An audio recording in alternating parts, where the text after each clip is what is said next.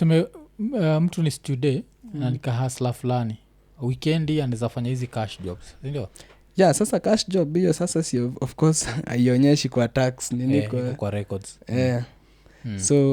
so shida ya US ikifika kwa green card ni lottery system na hiyo ni kitu moja wanafaa wa rethink so unaweza qualify manze uko sawa hadi uko na job lakini lottery system tu mse mwenye ako Madagascar apate chance ya green card wewe usipate na uko kwa country tayari so nikushua lakini kuna watu wanaweza disagree na wewe juu waliingia na hiyo lottery unajua so sitajua kuna watu waliingia na hiyo lottery so yes yeah of course sasa kila msee story yake ina work perfect for them because kama uliapply lottery kutoka hapa na ukaenda hiyo ni very perfect but sasa msee mwenye ako huko aliapply na hakupata si unaona ni tricky because nakumbuka like last year vile hiyo time ya lottery vile ilifika like a lot of Kenyans in America wale Iko Nini funds walikuwa na encourage wase wa apply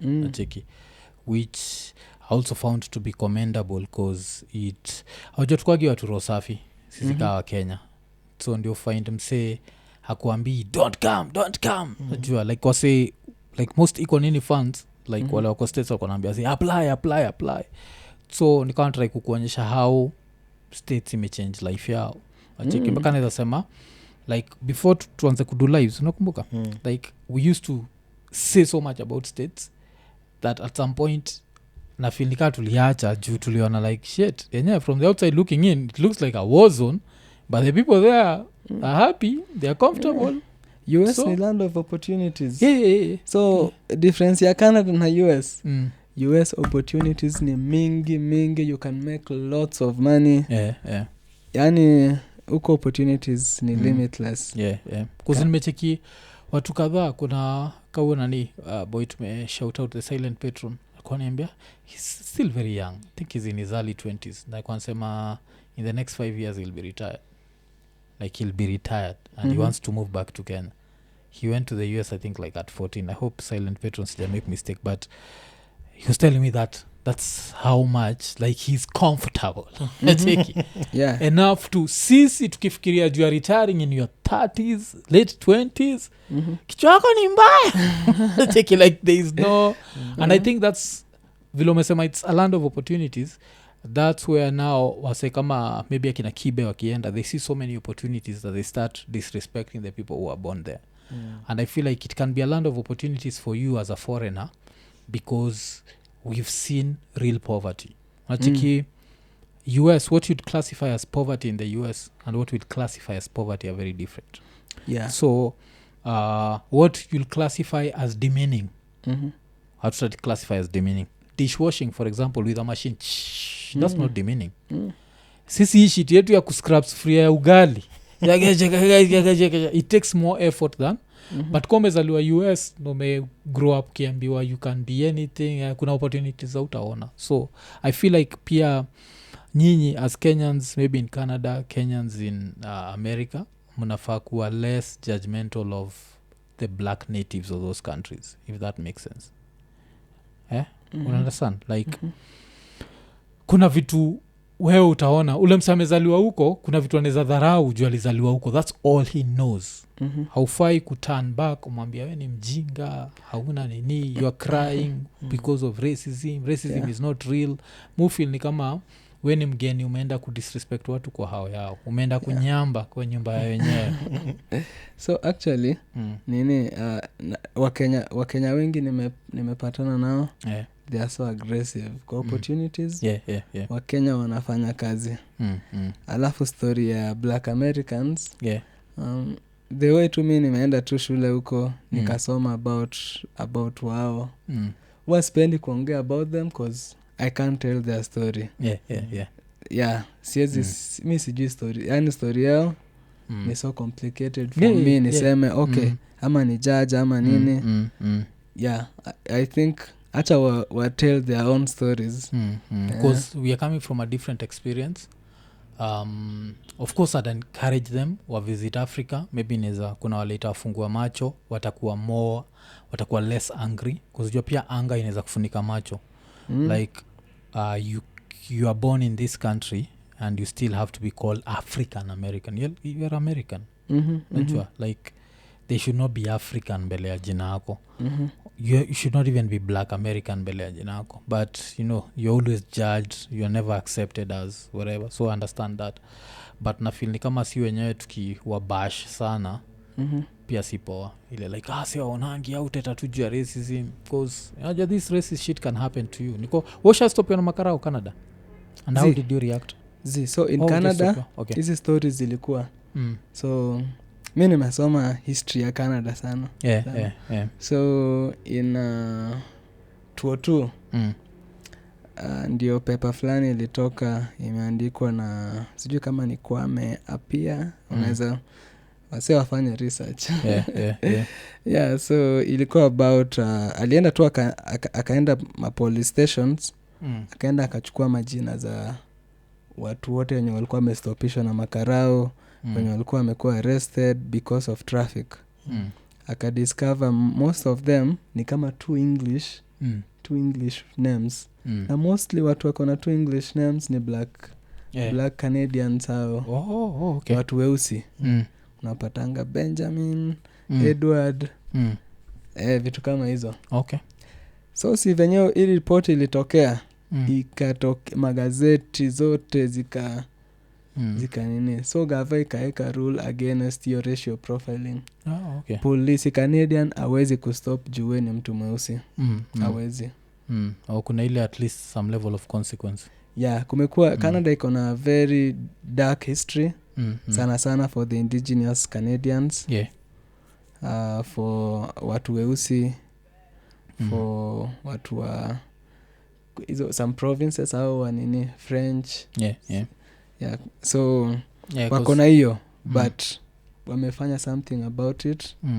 So racism iko but ni very subtle. Mimi naye sija experience. Probably time naweza sema ni siku nilijintroduce kama Mkenya na msaka niambia about kukimbia. Alafu watu walikuwa hapo around wakajam na yeye vibaya sana. Yeah. Walikuuliza can you run? Watu wakajam na yeye kweli. Probably that's the only time nime experience racism. But also feel like it's a very thin line between the anger and whatever. Like I'd let someone get away with that. Cause I feel like pia saizi the liberal North America imefanya vitu zimekuwa so strict that someone is not given a wiggle room. I'm sure when akikuuliza jua kukimbia hakuuliza in an offensive way. You understand? Anajua tu Kenya watu kimbia like it's in their genes. So utapata hata kuna kadem kalikuwa like akinipatia ball mtu yetu atakuwa kukimbia. Unacheki? Kuna hiyo so kuna hiyo tunafaa kuachia watu ka wiggle room but I understand kwa nini walizusha. Actually aliuliza in what way? Alisema tu about kukimbia tu. Alimention something about Kenya kukimbia. Maybe aliniambia I guess you can run. Ilikuwa demo machali.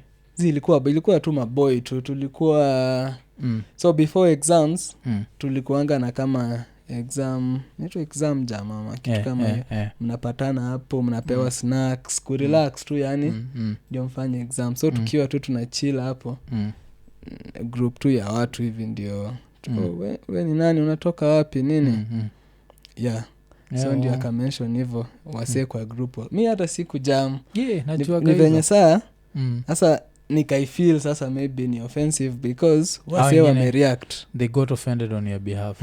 Yes. Kuna kuagana hizo za nini. Because talking of stereotypes pia mimi naweza kuenjoy like vile nani ametokea anaitwa nani Nyerere ametokea na ni plantain crisp alafu yeye ni Mkisii. You see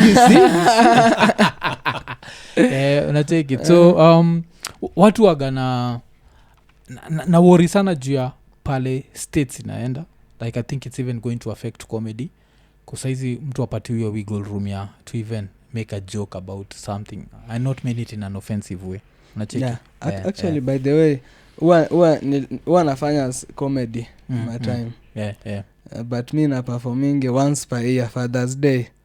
so kama unadai anza kununua ticket stand up okay huko that's good man that's good so Father's Day na perform Hamilton wase wako Canada mkuja Afrolicious that's good that's really good so umekuwa ukiperform comedy for how long ulianza when nilikuwa nikifanya since high school unakumbuka break time show si hata hiyo nimepiga kitu mimi nimekuwa tu nikifanya nikifanya tu yani side tu that's good I think that's good niko sure all this is material ile time like vile unaenda pali alafu watu wanakuwa offended on your behalf najua because coming from where we are from it takes a lot to offend us najua kuna zile misa ile kitu ningekuwa offended ile kitu nilisema ile like ati you're from Africa here's a banana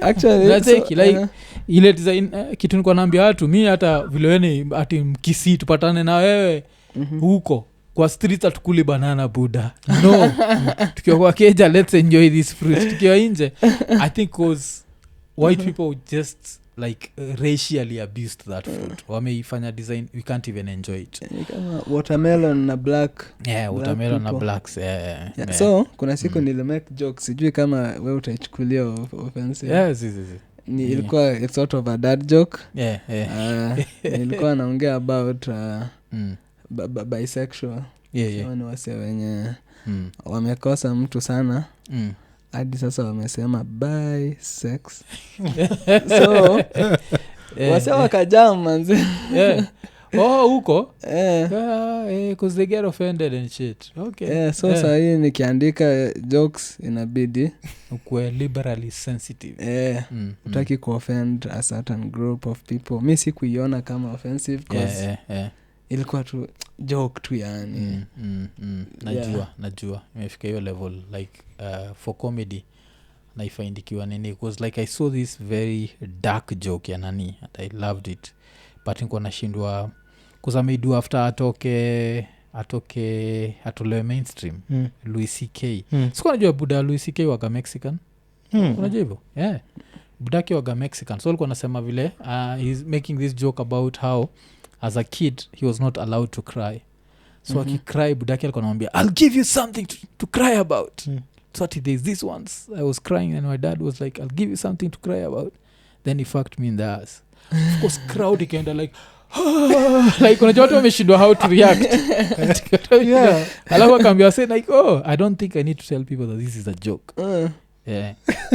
because he's still alive right and I don't want him to fuck me in the ass again so it was such a funny joke but so yani I feel like the cancel culture wataanza kui-associate na watu wamekuwa abused but at that moment it was just a funny joke it was not about kids who've been najua so na understand like you're bisex hiyo ni such it's not even whatever nani ni kama Dave Chappelle venye wana make jokes lakini the way tu hata imake unashangaa mbona msee atajam na yeye cause that I remind ile stand up ya nani iko how far ya Chris Rock ni March ama inaitwa selected outrage ama selective outrage itakuwa in March alafu itakuwa live on Netflix the first time and I think naenda kuikalia na nitaingoja because this time siku unajua mu watching the Super Bowl this time nililala John sema like what the fuck am I watching I just watch this shit because it's an international spectacle but si watching jua nini but of course pia nilikuwa na try kuiwatch because ilikuwa on Fox try kuiwatch hapo in 4K nikanotice speed zaidi hata itandiki 4K vizuri nikamwacha nikalale but hizo Mahomes alishinda ads zilikuwa poa ads kuanga very creative because I really loved ile ad ya nani Ben Affleck na wife wake ilikuwa chekio J-Lo na J-Lo it was like at Ben Affleck anawaka kwa whatever ilikuwa one of these food joints so he's there serving food alafu wife anakanauliza like what are you doing here unajua amejam na yeye alafu anamuitisha bado hiyo like give me that whatever as we go home so it was they are very very creative Rihanna aliperform she's pregnant again and we are there wondering kwani huyu anaitwa nani yule msa wake he did it ASAP. Yeah. He did it ASAP. ASAP amemwajua haishi umaskini tena. Yeah, so kulikuwa na hiyo but so comedy clubs so okay, for you to be a good comedian you have to actually practice put your material out there. So I hope in yako ya Father's Day is just a joke but you do it more often than once a year because then you won't grow as a comedian. Mimi naye huwa sifanye performance nyingi. Yeah. Nafanyanga so one of us naweza okay yeah. So kuna msa anaitwa Carlos. Kuna kitu naitwa Kings Entertainment Management kitu kama hiyo. Yeah, Kings Events Management. Yeah. So alianzisha kitu naitwa Talanta Show. Yeah. Uko. Yes. So Carlos ni Mkenya. Yeah, Carlos Mkenya. Carlos Kingoina. Okay. Tunamuita Carlos King. So akaanzisha Talanta Show yenye inakuwa hosted kwa restaurant ya Mkenya. Yeah, okay. Inaitwa Afrolicious. So kwa hii Talanta Show anapeana platform kwa Africans na watu weusi wenye otherwise hawangepata platform somewhere else. Yeah. Na huyu ona wa Afrolicious ana support sana the Kenyan community. So kwa hii Talanta Show ndio huwa analeta different people wa perform, waonyeshe, wa showcase nini zao na anawalipa. Yeah.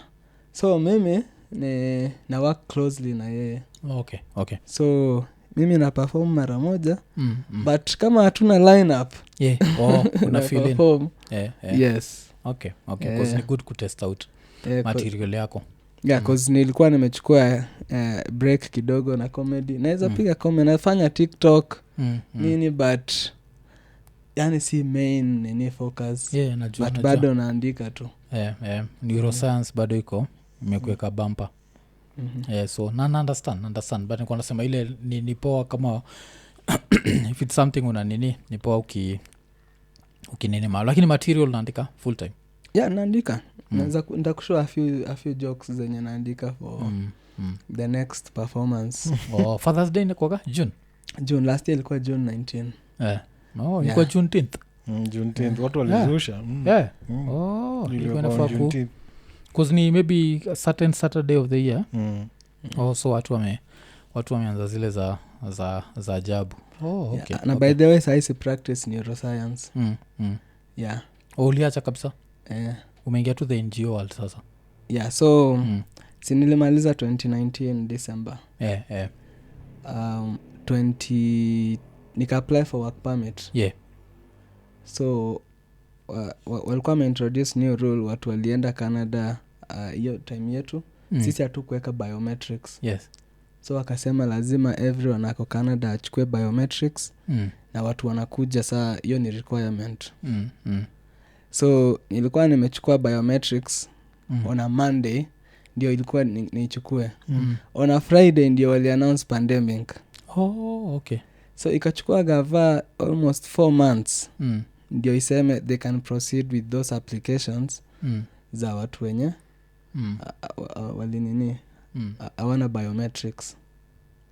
Though waliendelea na zingine kama 2 months after hapo wakasema tunaweza process hizi but walikuwa na backlog kubwa sana because sisi pekee watu wa work permit ni the whole immigration nini. Alafu immigration wamezoea mnaenda kwa ofisi una work kwa hizo desktop za huko but sasa ile video adapt sasa ku work from home. Lazima wanunue malapi for everyone. Lazima waeke system because system ya immigration ni so big, ni so heavy. Na lazima ikuwe PC plus your encryption lazima ikuwe another level because pia Osama bin Laden anaweza ingia kwa system. Yes. Ajipatia ID na password. So sahi Canada bado wako na backlog ya immigration. So work permit yangu ikakuwa delayed for 1 year. Okay. Na nashukuru Mungu for Uber. Yeah. Cause nimekuwa nikifanya Uber. Most Kenyans kwanza wanafunzi na as advice kama we ni mwanafunzi, na pia nimeisema kwa live kama we ni mwanafunzi fanya Uber bana. Fanya Uber, unaweza ya gari ama ya bike. Kuna ya bike, si Uber Eats una deliver food na bike.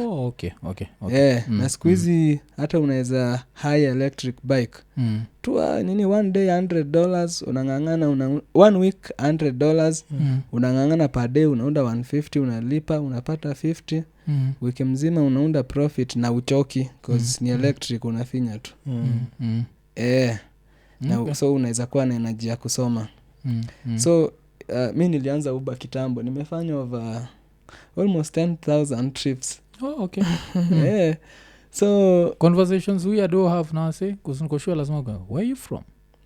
Me mostly nafanya food. You have an accent. Nafanya food. Mi sitaki kuongea na watu. Okay. Because pia wali introduce kufanya food na nini. Food na deliver na bike? Ama ndai? So nilifanya na bike for some time. So time nimenunua gari, hata nimefanya kidogo sana. Kwa sasa nimepata wife, mtoi, nini. Okay. Yeah. Because hata bado nikifanya hii job ingine, nilikuwa naenda majioni.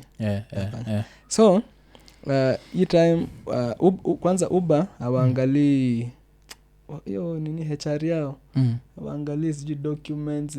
Unakuja kuangalia after 1 year. Kwa ushafanya job. So hii period ya almost 8 months sina work permit. The good thing Canada iko na employment insurance. So every month wanakata some percentage of your pay. Alafu kama umeaccumulate a certain number of hours, una qualify for employment insurance. Kama hauna job, hadi time utapata job. So inakurushia ni kado fulani unapata. Yeah. Okay. So nilikuwa napata do ya employment insurance. Alafu gava pia nasema okay, tuko na stimulus $2,000 kila mtu. Tunapata. Na if we can maybe nikisahau uniulize how we can make that work hapa home. Unaweza tuambia hata saizi ama kuna train of thought unaogopa utapoteza? Naweza ni venye staki maybe fana naweza potea nini. Yeah, so haiwezi work hapa hivi because hatuja register our people vizuri. Constitution inasema ni the first 10 pages kama we ni mzembe wa kusoma. Endo usome first 10 pages za constitution. Ni ati sijui ni section gani. Wanaongea that every Kenyan citizen has a right to a passport. Na passport ndio inaku-identify as a Kenyan. Ukikuwa Malaysia, ukionyesha Kenyan ID, hiyo ni as useless as nini. But ukionyesha passport, itakusema wewe ni Mkenya. Hii Kenyan ID inaku-identify tu kama Mkenya hapa. Yes. To the locals. Alafu tuangalie corruption. Ukiachana na polisi, number 2 nini ya corruption ni immigration. Huko kwa hizo mahuduma center, passport application centers, corruption inafanyika huko kweli kweli, kuanzia security hadi ule mkubwa kabisa. Funny enough, Matiang'i alipunguza. It's not as bad as it used to be. So right now if you are patient, you don't have to be corrupt. Yeah, if you are patient. If you're in a hurry, then you have to be corrupt. Because unajua every time you're booking, especially in Nairobi, the meeting will be like at least 6 weeks away. If it's outside Nairobi, it's like 2-3 weeks away. Si mbaya sana. But in Nairobi it's very far, and that's where now wanaamua kuwa corrupt. But hapo naweza sema like we have to give credit to this guy, like alijaribu hata mpaka mimi naweza sema for all the sins he did, juu ya hiyo jo msimshike tafadhali Ruto. Hapo alisaidia, like he made that nini efficient, because even like when I went to replace my older ID, sikuamini jo, nilienda kuma like apply for an ID, because ID ni different from nini, because ID una book tu, alafu I don't think the meetings are that far. I think ID was like 1 week away. So unaenda unapanga pale line, by time unaingia ndani, I don't think I took more than 30 minutes to do everything. Yeah, ID now to get the modern ID. Alafu exactly 2 weeks later I had the ID. Nacheki, and all this is courtesy of Matiang'i. So he did something. Like he was also misused by the government, but that's a whole story for another day. Ama ye mwenye alikuwa na kiburi, aliendapa akiwa na kiburi ingine mbaya sana. But yeah manze. So unajua passport by the way inaweza printiwa na wana upewe hapo. Najua. So venye constitution inasema it's every Kenyan akona right ya kukuwa na passport. Mbona tusipeane hizi passports kwa watoto wakizaliwa? So tukuwe na system yenye mtoto akizaliwa hosi anapewa birth certificate. Hiyo information manas wanatuma kwenda kwa immigration nini. Na hiyo inamanajiwa na local nini. Alafu with the birth certificate anaweza apply hii nini passport. Passport fees ni almost standard dunia mzima. Hii tunalipa ni 5k and something. Every country passport ni hizo ma $50 to $60. So pero analipa hiyo time. So mtoi already ashakuwa na document inamuonyesha yeye ni Mkenya. Na hii pia it's a whole system inafaa kuchange because sasa tunatufaa kujua watu wanaishi wapi. Na hii ni kitu posta ingefanya, but posta hawakuwa na strategy poa. Kujua kila address ya kila mtu. So with the passport mtoi anajulikana ako wapi. Ndio tuseme for example tuko na stimulus tunadai kupeana kwa gava. Yani from gava tunajua hapa ndio ido inaenda. Banking information, KRA pin, zote ziko linked na hii passport. Akimove address unaingia tu kwa e-citizen. Alafu even for the future it's going to even make it easier to collect taxes. Because I think like most of these governments wanataka to collect taxes efficiently from tomorrow.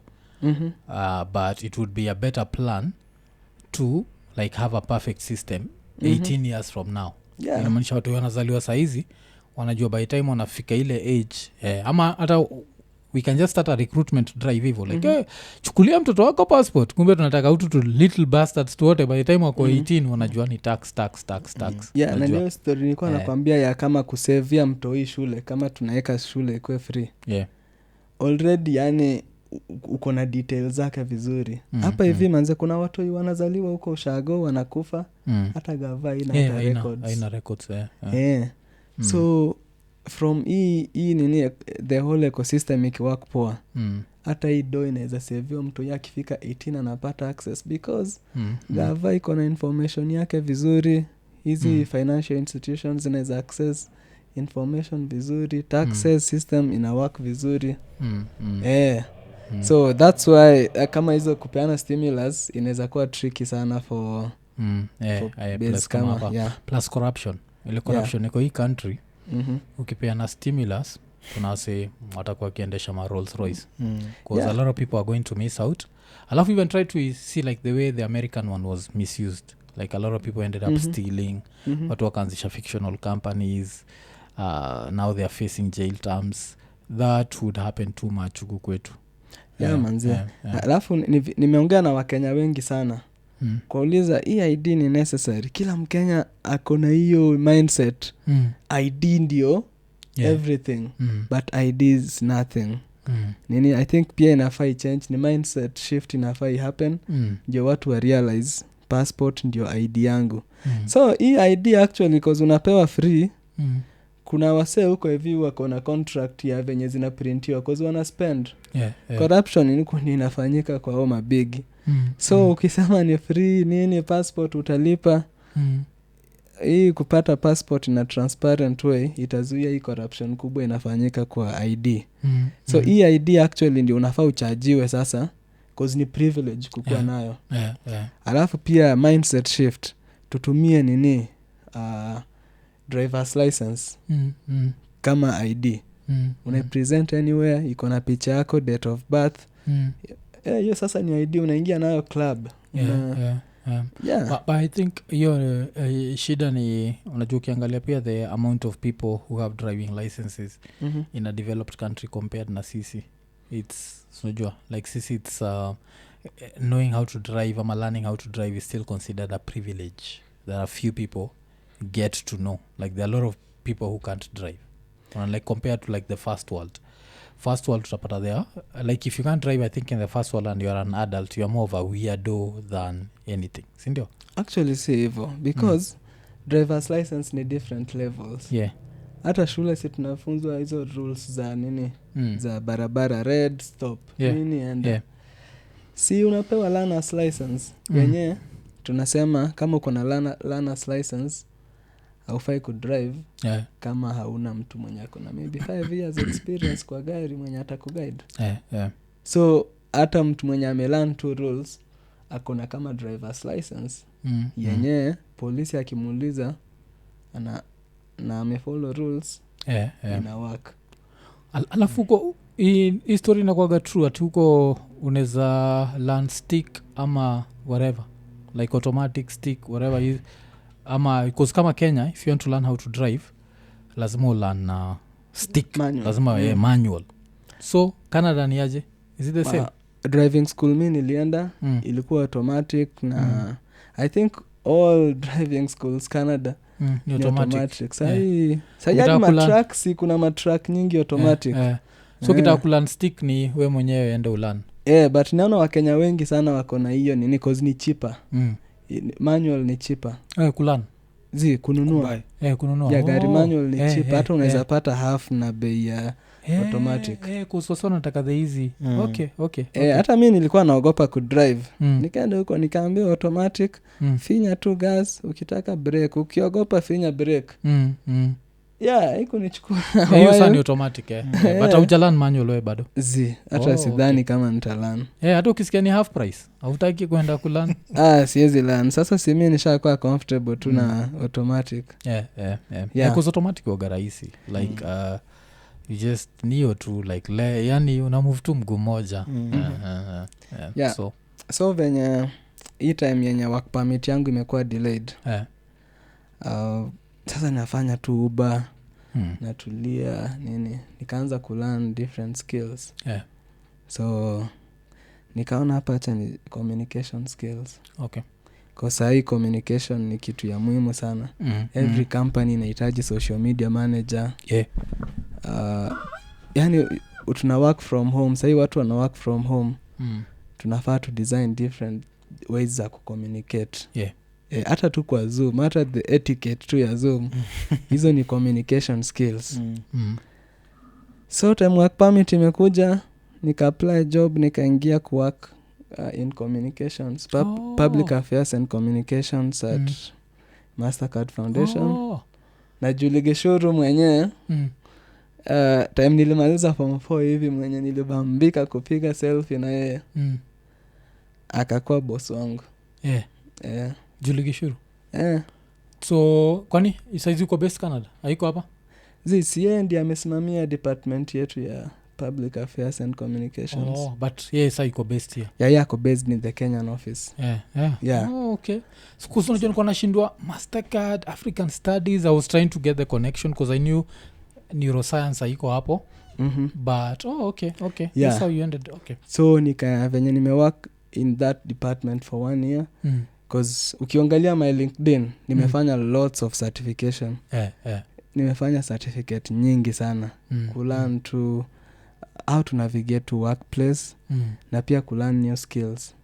So niko interested sana in education na how we can change education policies in the African continent.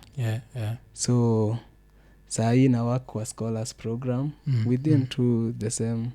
Nimekuanga tu kwa hiyo scholars program but communications.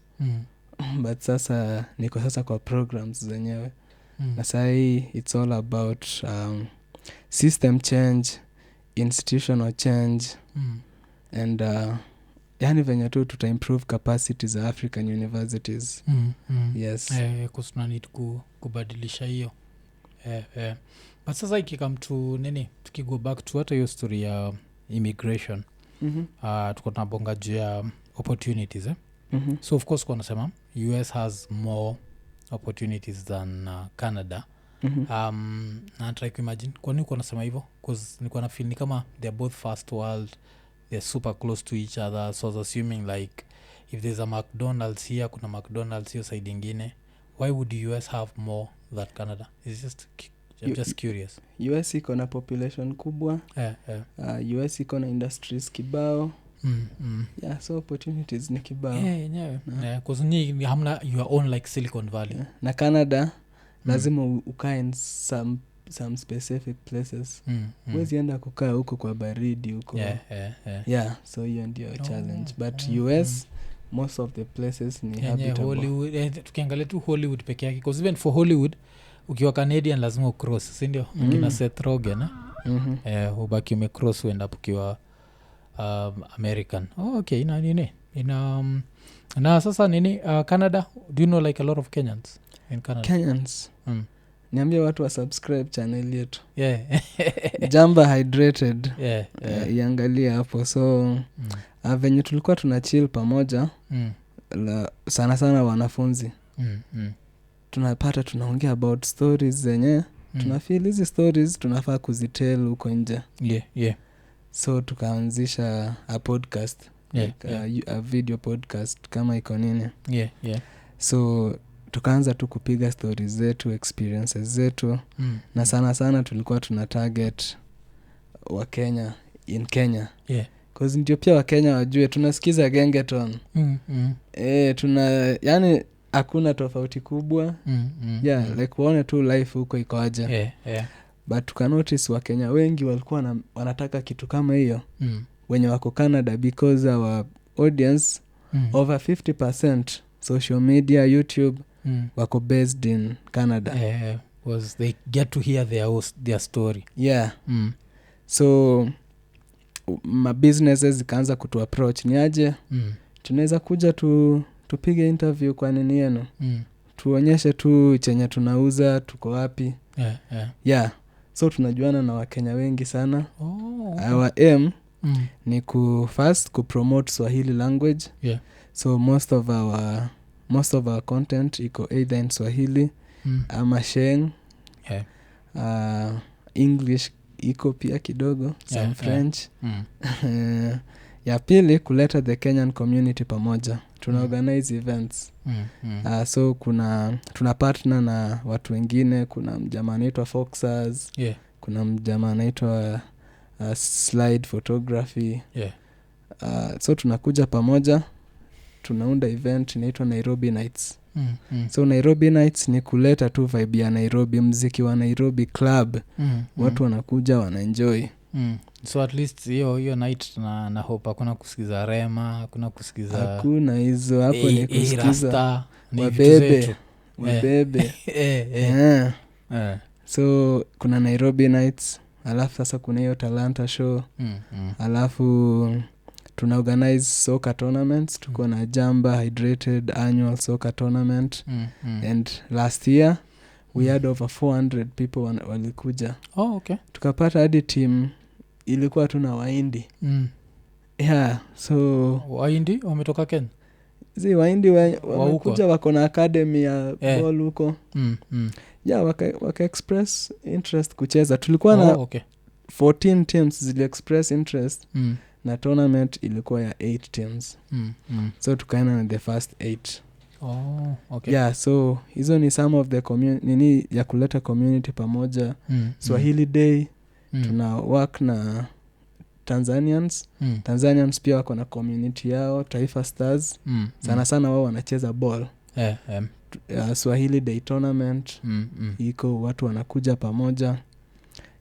Alafu so Swahili language, kuleta community pamoja na kutell our stories na kupromote businesses za Africans in the diaspora.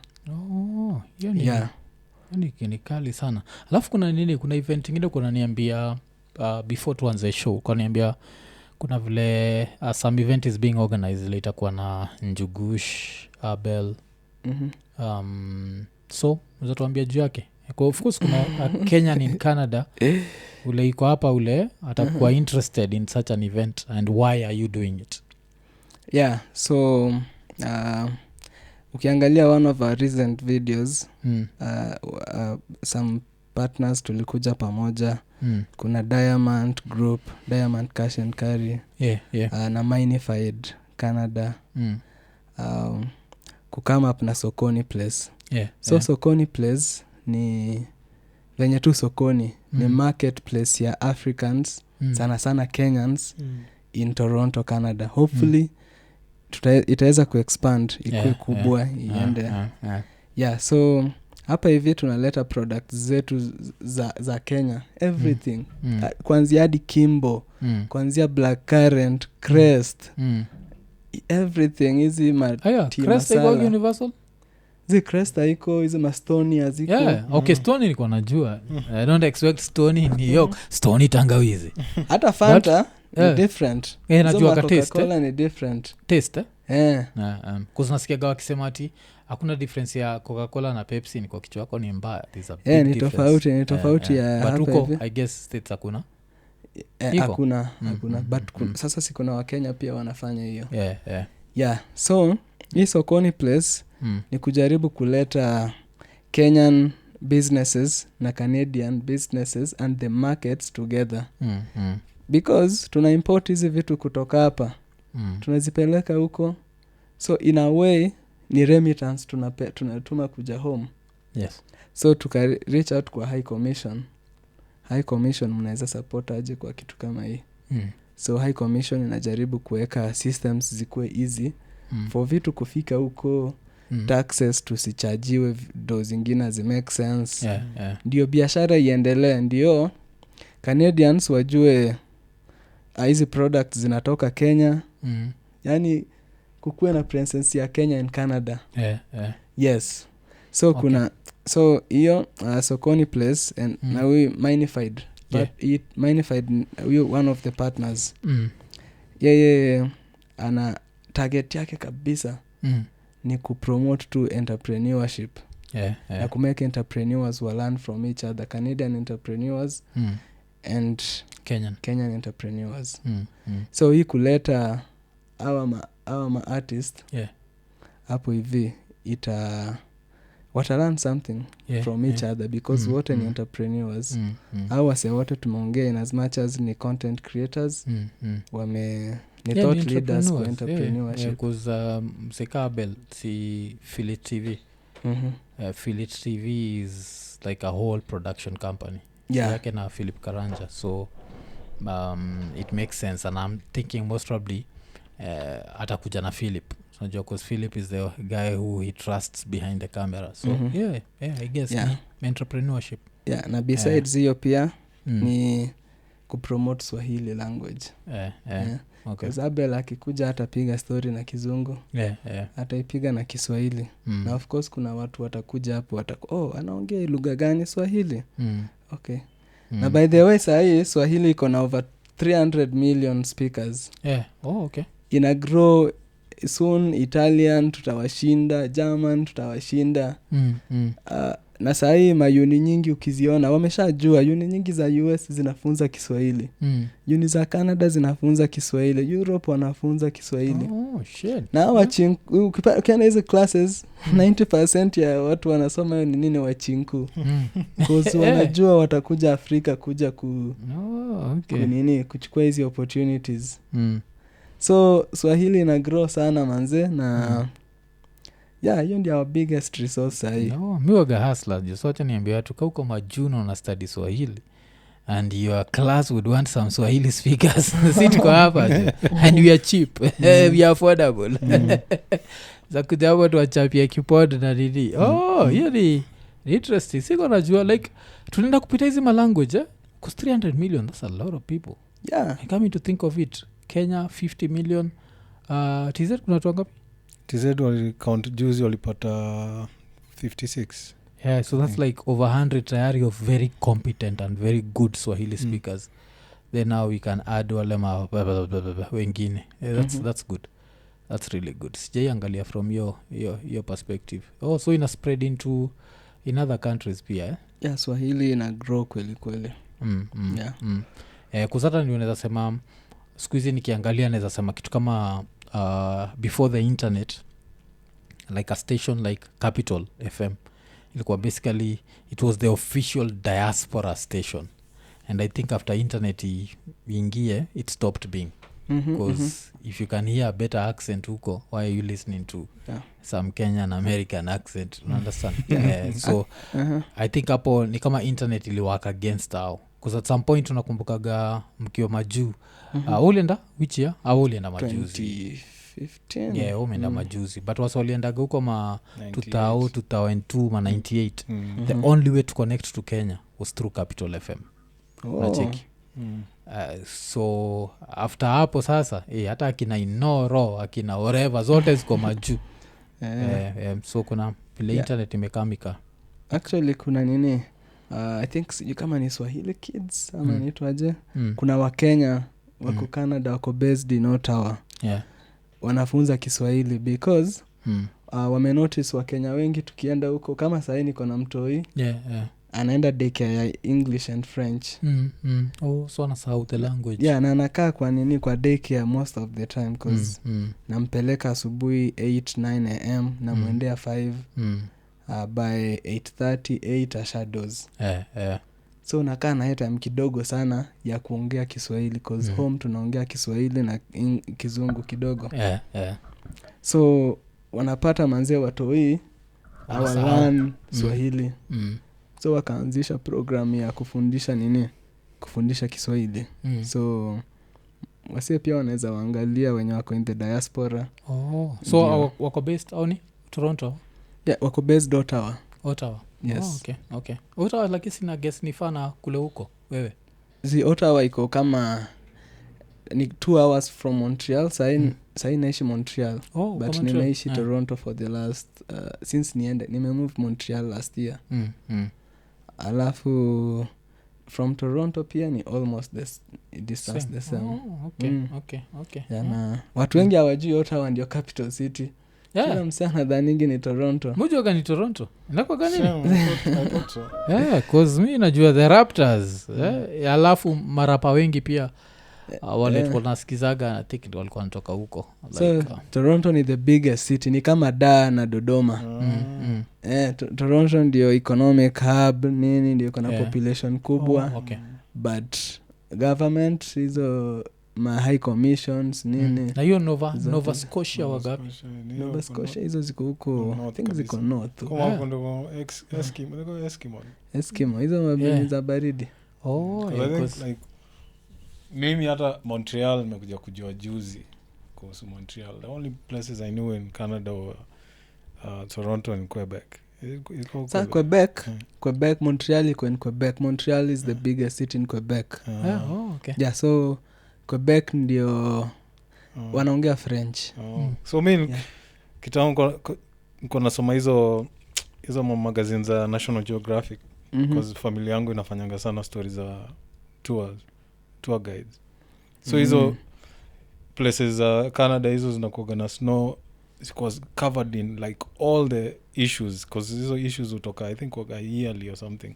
So ukipata moja unasoma story ya Quebec na huko Nova Scotia.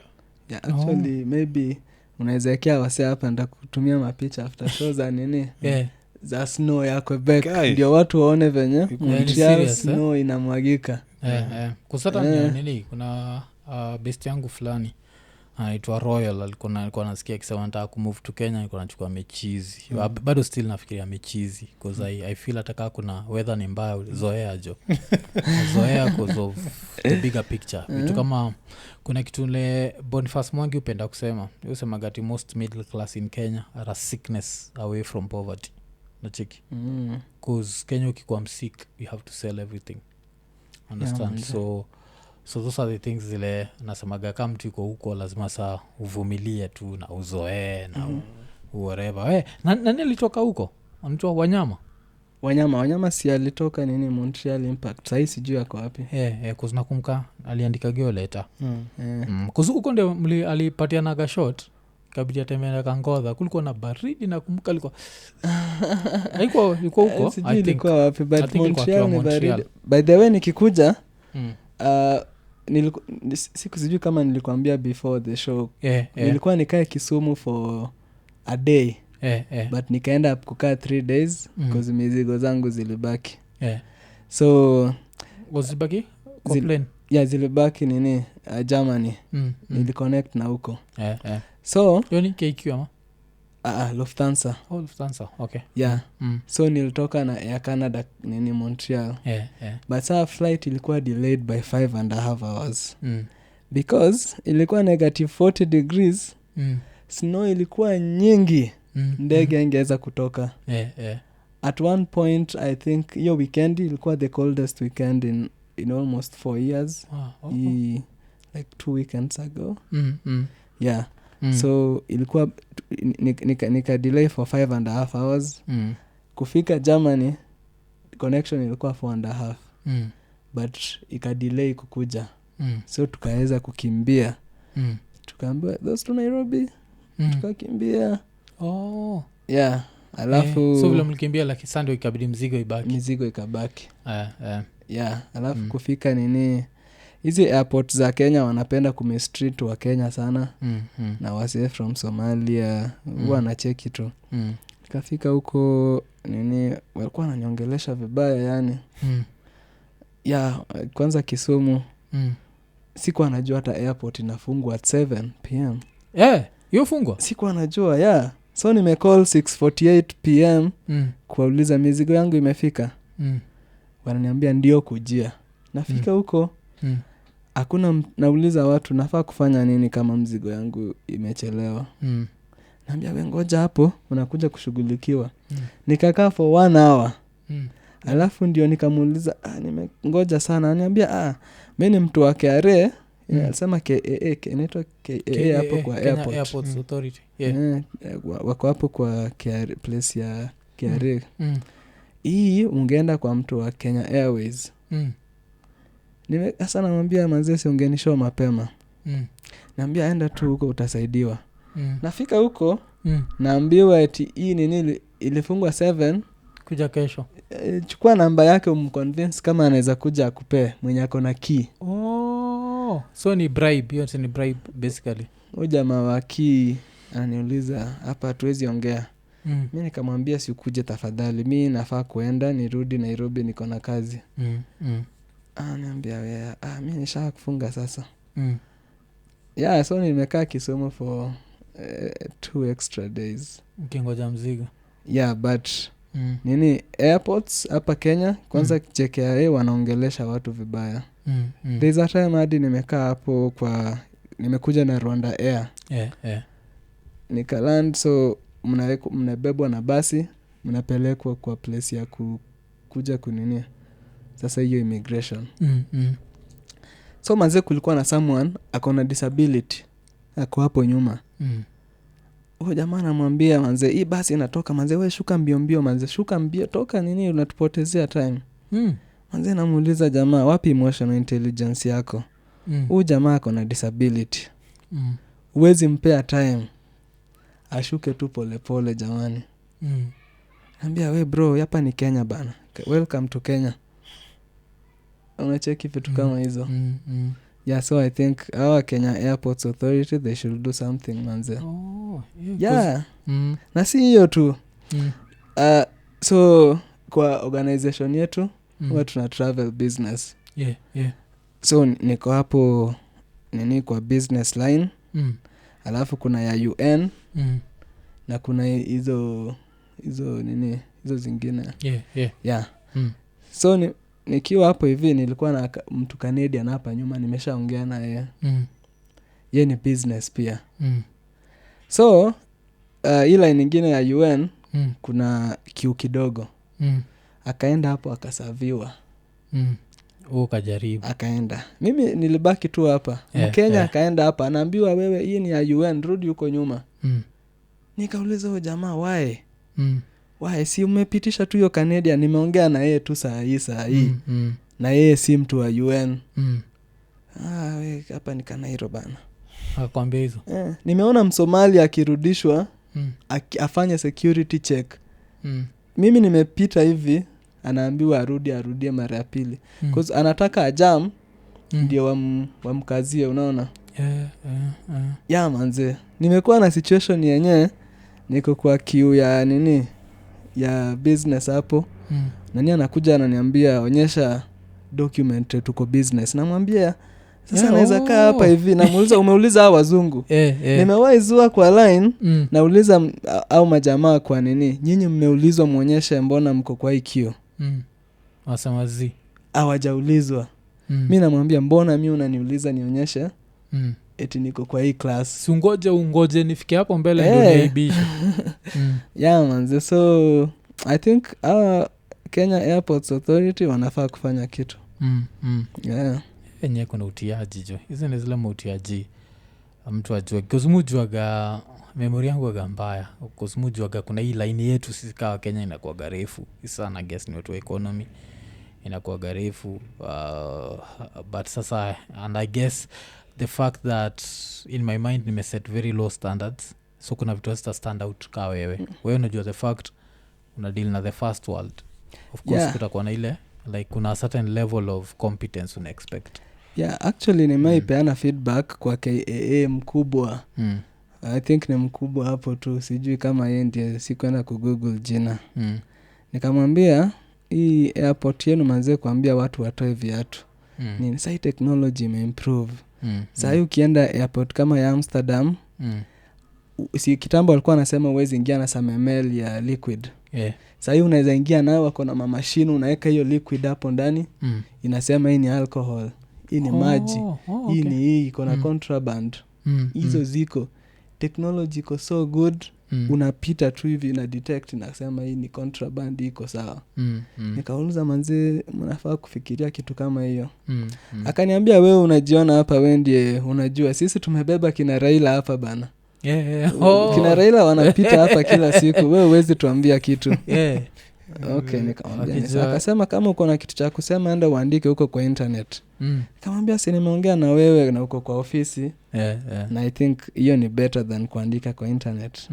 But inaweza alikwambia uende ile place ni toka Kajito.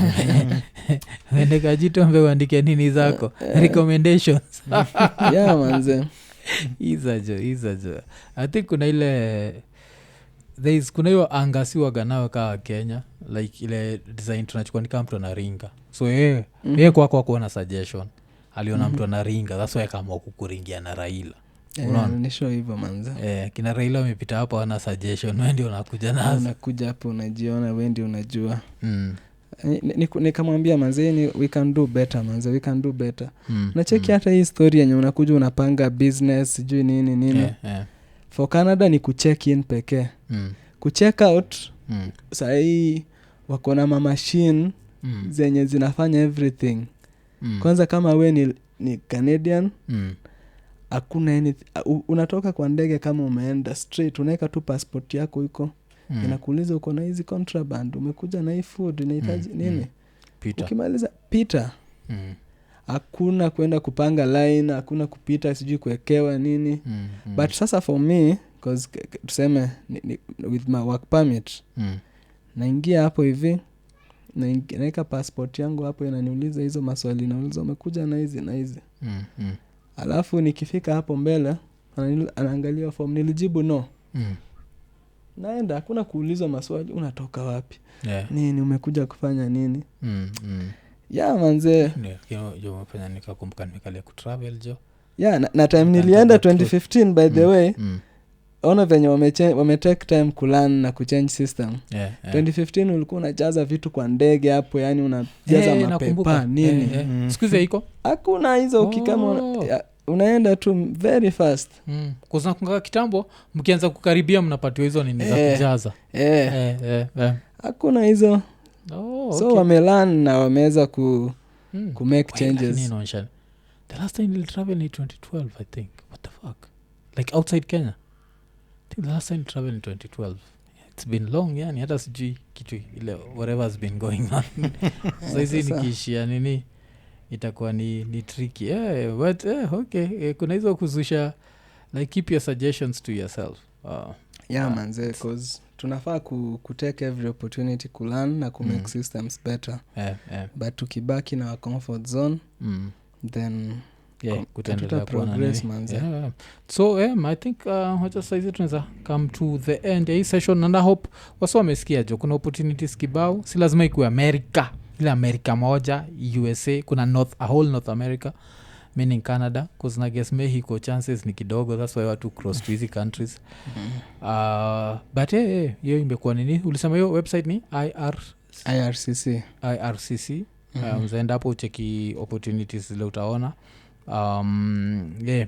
Best of luck kwa hiyo event yenyu. Ase wanaorganize event ya kina Njugush, waambie next time akina Njugush wanahitaji wanaitwa nini watu wa stage opening itwa nini sisi yani iko nini curtain raisers both Njugush na Abel Sosha kuja hapa, so iko nini but I hope mtaenjoy hiyo siku jo. Make sure umewakilisha iko nini hapo jo wakuone kabisa. Si ndio actually sasa hii merchandise pia tunafaa kuthink of venye inaweza fika magnified.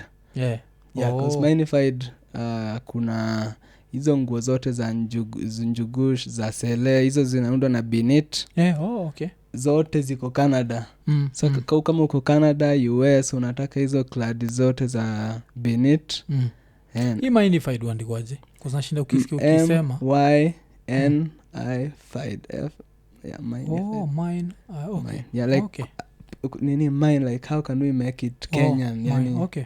Yes, giving the Kenyan experience place yenye huko. Yes, so hiyo ndio magnified. Imeanzishwa na jamaa anaitwa Dan Owinyo. Mimi kwa fikiri unasema Dan Maina. Kwa ina makes sense kabisa. But okay. Manze. So of course so uko Kenya mpaka lini? Naenda Accra Friday. Unaenda Accra alafu sasa from Accra rudi Canada. Montreal. Rudi okay. So okay. Imekuwa poa. But so far imekuaje? Like ulienda this is the first time umekama after ku travel 2015 nilikuja 2016 nikakuja 2018 kufanya research western for nilika 2 or 3 months. Alafu nikakuja tena 2018 kubari my grandma for less than 2 days. Nilifika nikarudi cause nilikuwa na lab na kuna vitu zenye nilikuwa na ngoja a certain number of hours. So ningeendelea kuextend ingebidi nianza fresh. Na ilikuwa huko November. Okay. So nikafika tu bari Friday. Saturday nilikuwa on my way. Alafu 20 last year nilikuja but nilikuwa job Kigali.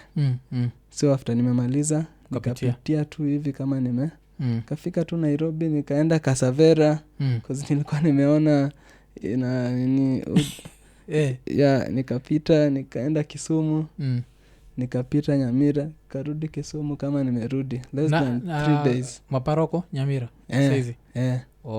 Alafu this time sasa nimekuja nikaanzia Kisumu nikapita Nyamira kama nimerudi hivi. Alafu sasa niende Accra Friday. Alafu nirudi Montreal. Nitarudi April. Unarudi April hivi. Okay. Ita niko nakuuliza vile atumenene. So familia kuna watu wale kwa familia yenu ni the last born. When you last? Okay. So wengine hakuna wale wamekuwa kusumbua nataka kuja Canada. Sasa unajua manze sahi with the internet naambia tu yani si lazima eti bro yako akupeleke sizi yako akupeleke.